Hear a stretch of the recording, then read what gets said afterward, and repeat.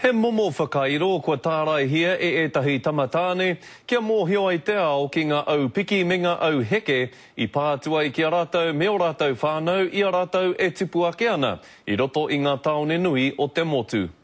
He tuitui I ona ke maumaharatanga o ngā hāpori I tipu ake aia me ngā kōrero tukuiho a ona tipuna te ngako o tēnei taonga toi a Rewiti Arapere.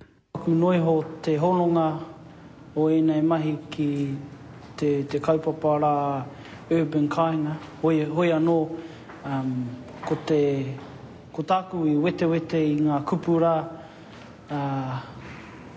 kia rongo I te ia o te kāinga, hea tēnei mea te kāinga. Toko whā ngā tamatāne I whakaari kia whakairi hea warātau mahi ki roto I te ahurewa mātaki o Pōneke.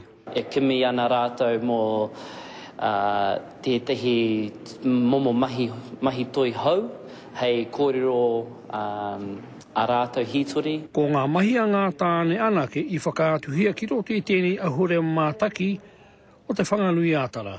Engari, ka hore te nuinga o rātou I tae a kanohi mai. Ko enei mahi nā Nick McFarlane he Pākehea no Porirua e pāna ki ngā kēnge o reira.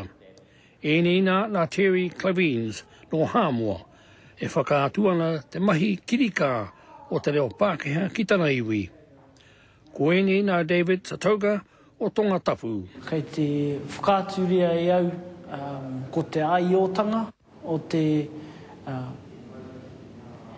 kei te wahine tāna wahanga ki Wanganui ngā tikanga Māori, ara kei te tāne wānake. Hei te paunga o te marama o mai he etu mai nei, ka kapi tēnei whakaaturanga. Joe Glenn, Te Karere.